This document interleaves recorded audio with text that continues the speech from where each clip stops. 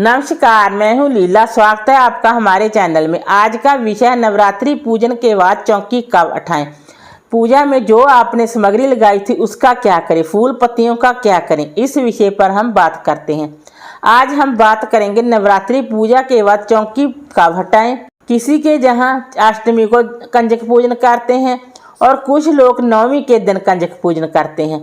कंजक पूजन आप चाहे नवमी को करें चाहे आप अष्टमी को करें, परंतु चौकी आपको दशमी को ही सुबह के समय उठाएं। पूरे 9 दिन मैया रानी घर पर विराजमान रहनी चाहिए। मैया की जोत जलनी चाहिए। पारण आप कंजक पूजन के बाद कर सकते हैं। दशमी के दिन मैया की विधि विधान से पूजा करें। सबसे पहले दीपक जलाएं और विधि विधान से पूजा करें। जब जोत शांत हो जाए तो उसे साफ कर पूजा में यूज कर सकते हैं।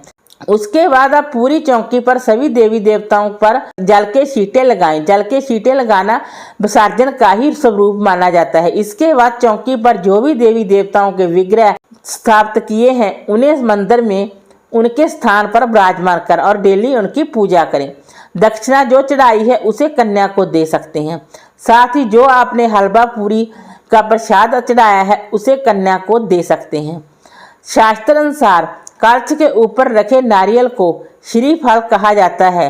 कहते हैं कि इस पर माता की विशेष कृपा और आपके 9 दिनों की तपस्या का फल होता है। ऐसा माना जाता है कि नवरात्रि के उपरांत अगर इस नारियल को लाल कपड़े में लपेटकर आप पूजा स्थल पर रख देते हैं तो ये आपके लिए विशेष तौर पर फलदायी साबित होते हैं।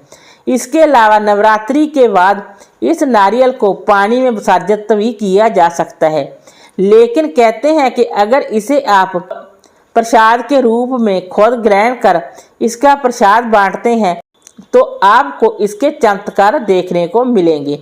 नवग्रह के रूप में जो आपने सुपारी रखी थी, जितने पूजा में चावल यूज किए हैं, कलावा यूज किया है, इन सभी को इकट्ठा कर लें। कलश के जल को पूरे घर में छिड़के, बाथरूम वगैरह से छोड़कर और बचा पानी पेड़ पौधों में डाल दें।